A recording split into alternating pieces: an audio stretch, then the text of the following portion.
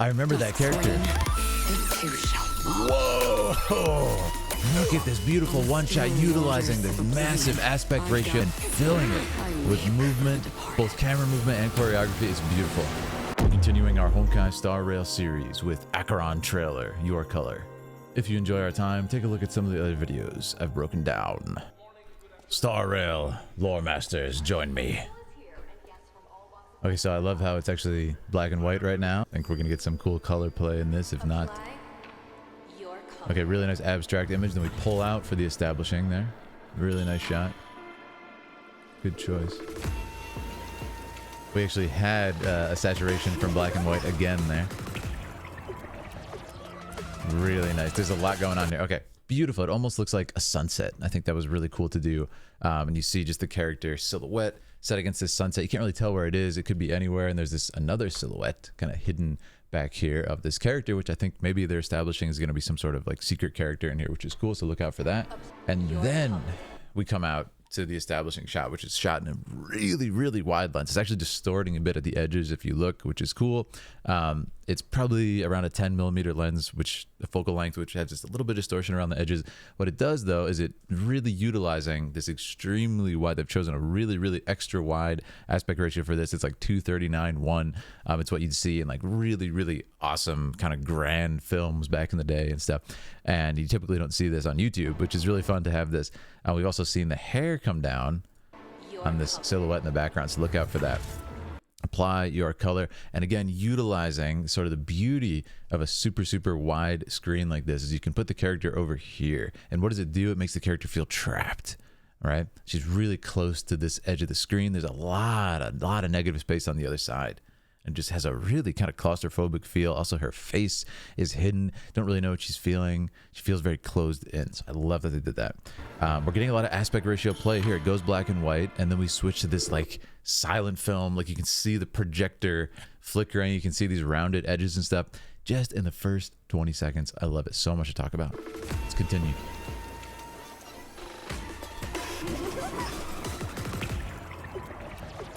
Beautiful. Underwater, look at that. So we're playing with perspective a lot. I'll raise it a little bit. Yeah, we're playing a lot with perspective. Reality. Care to guess? Either way. I remember that character. Whoa! Oh my goodness! The music. And of course, it's apply your color. We're playing with the colors. What's an illusion? What's real? Oh! Amazing choreography. And we have a transition to hand-drawn animation.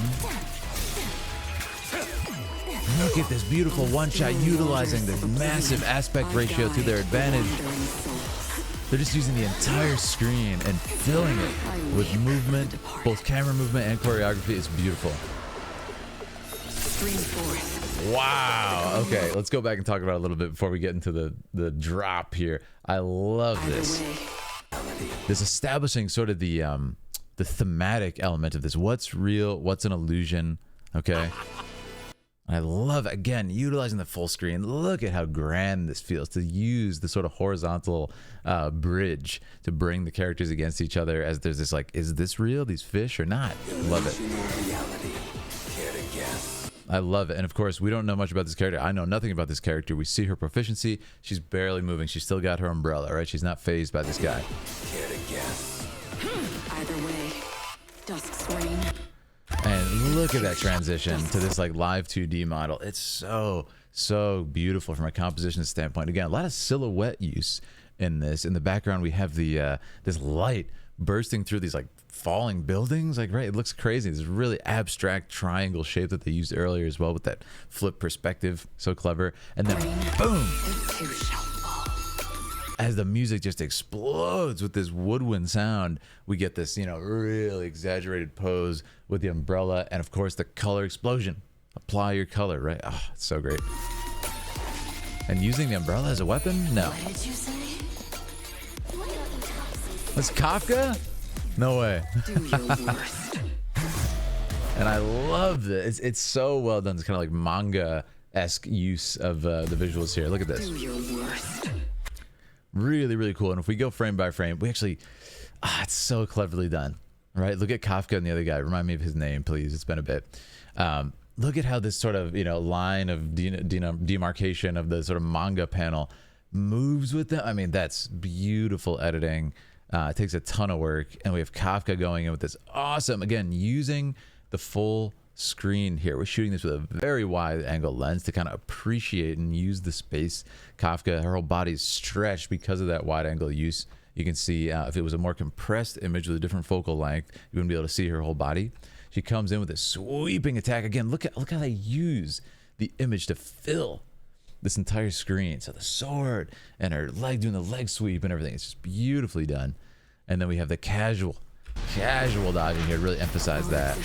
There's a perspective shift too from Kafka's perspective. We actually get her upside down. I love that. Now this transition, there's just so much to talk about every frame. Look at this. The perfect overlay of this transition to hand-drawn animation. But what I like about it is, I think it's actually a different character. Or is it? Is it alter ego? What's going on, lore masters? Let me know. But what I love about it is we have this perfectly comprised lighting. Just it's cut. It's carved out. And what's so cool in film is you can do this to kind of emphasize things. And what this tells me is it feels a little bit unhinged. Sitting in a dark room, just with the light on her eyes, looking in the mirror, applying makeup. It's like something's off here. I really like it. Such a great shot, man. I love this choreography. Yeah, really nice shallow depth of field. What it does is emphasizing the characters by placing the background out of focus, kind of like my background here. How you do that was a really nice aperture. Oh, look at this. Again, kind of using the whole screen to emphasize the height. Wow, she's gonna slam down from up there. Boom! Glorious. I love this shot too. It's probably one of the best sort of martial arts focused choreography shots here. There's just so much going on. There's so much going on. This would be so hard to shoot in real life, so I appreciate it very much. Look at this. Everybody's moving back and forth. It's so well done. And even from a martial standpoint, the choreography is quite good. I love it. All right, so now we do another transition to the overlay. At this point, I'm going to let it play out. Let's go to the next section. So good. Oblivion, I guide the wandering soul. I love that thing. Departed. So good.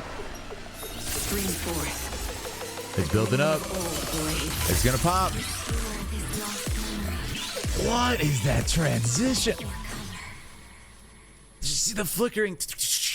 It's like, what's real and what's an illusion? Is she a drawn character in a different reality? I've seen her before. Find me. This is amazing. Find me. Yeah, that's the character. Your end, my origin.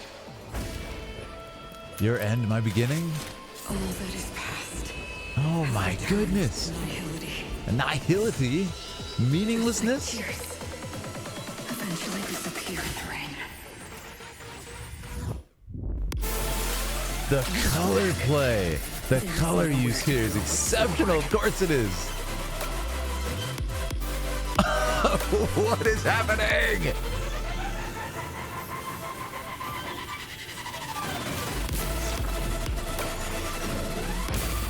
Even the beat of the music is unpredictable. Everything's breaking apart.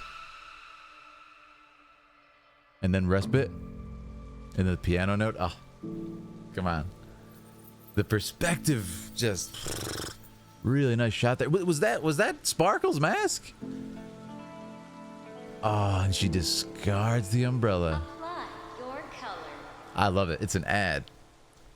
Okay, there's so much to talk about here. There's so much to talk about. Hey, like I said, if you guys are enjoying our time, make sure to subscribe, join our Discord. We have a Honkai and Hoyoverse community. This is insanity. So something I really like. Well, let's go through the whole thing. So we stopped right around here. This section of the flickering lights and stuff, this is where the whole thing kind of gets even more abstract than it already was. And I like that. I said that in the beginning, right? It's a bit of an abstract image because you can't see the whole thing. They just expand on that and the kind of established visual language and just unleash this plethora of beautiful images. But look at this, like this kind of shattering. What does it look like? To me, it looks like the screen is shattering. So I love that there's a bit of almost breaking the fourth wall in a literal sense. Like she's almost cutting down the screen, right? Look at the cracks that she cut with her sword. And look at this. It's like it's breaking. Like the screen is breaking that I'm watching and is leaking out. What a cool idea. And this is like an eye? And this is this her true self? Is this related to the woman in the ad? Is that her origin, her end, meaninglessness? There's a lot of really cool sort of philosophical concepts going on here. She said our existence is fleeting. I love it. It's almost like she's being, you know, relinquishing her control of herself. She's being grabbed by someone else, but it's her hands. Exceptional. And she just becomes like amorphous color. Like, there's a lot of really tight editing going on here. It's incredible. And again, this sort of almost lifelessness to her.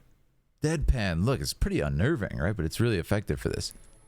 Because it's so much, you know, pit against the extreme visuals, the extreme color, the extreme sound, right? And even the choreography is really intense. I've seen her. And there it is. I've seen her before. I love this idea. It's like, see someone in an ad. I've seen this before. It's like, am I dreaming? What is this? Before. I love this sort of like 90s anime, like VHS filter that they put on this that looks like, you know, pixelized, you know, looking at a screen of an ad. It's so cool. Now I love these little one frame shots that they put in. Let's find that. It says find me, and look at that. Really interesting. And you can see if you look closely, it's kind of unnerving. This is the same silhouette image as the beginning, only a couple frames. But look, horns appear. Oh, that's creepy. That's unnerving, right? What's going on here? Is this a friend? Is this a foe? I love it. More one frames. Let's look at this. What the heck was that? Some flowers blooming. Someone standing up on a cliff. Yeah, there's a lot of visual sort of identity being packed into this every frame. And that's what I love about these videos. Like, you know, the reason I do these is I've been rewarded in the past for doing these, is doing the frame by frame shots of these videos and kind of showcasing how much work they put into it and how much meaning they want to show. 2 minutes, 50 seconds, right? Your end. So cool. And I love that we're getting mixed media in this. You know, we're getting hand-drawn animation. My origin. For as much as it's called color, there's a lot of light use in this that's really clever too, kind of using the light to carve out the character and emphasize the color, like I mentioned about the shot in the mirror. It's really well done. Past has returned to nihility.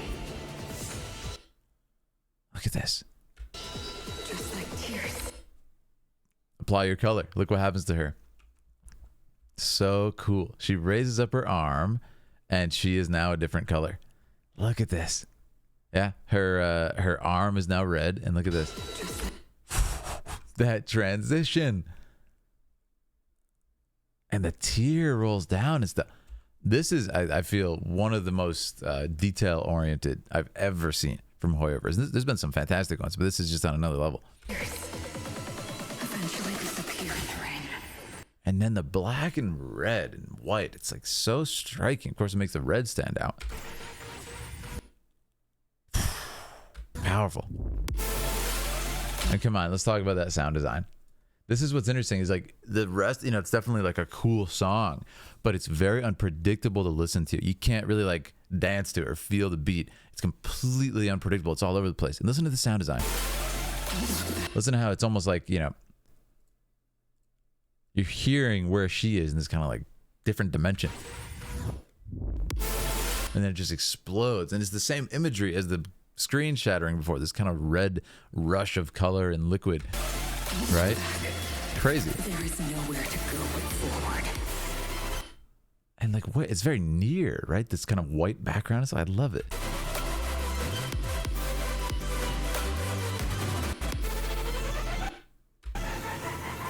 And then this part, yeah, this is the part where the music becomes unpredictable. It's like, what is this? It's like a black hole just destroying everything.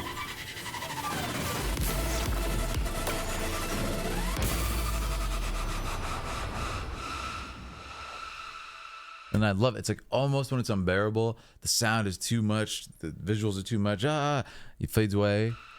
And then the piano note. And what I love about this is she seems to have finished whatever the heck, you know, ritualistic act she just did by drawing her sword and kind of applying her color, so to speak. What I love about this is you'll notice It's raining. And what does she do? That was an awesome shot, by the way. Disorienting shot. Very cleverly done. This is Sparkle's mask, right? Is this related to her? What's going on? There's other characters here too, so interesting. But what I love is this shot. Again, look at the composition. She's over on the right side. There's so much negative space in this shot. And we have this kind of light slowly fading out to a gradient throughout the composition. So it really emphasizes the light striking this side of her figure, carving out the figure. And what happens is she discards her umbrella, right? So there's a feeling of cleansing, right? Especially this shot emphasizing it. The water coming down on her. There's a feeling of kind of accepting the truth, so to speak. You don't want to hide from what's happening, from reality around you. You want to feel it.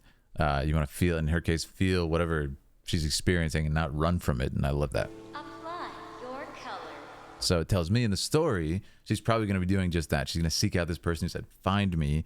She's going to try to, you know, kind of figure out what's going on with herself. Is this illusion? Is this reality?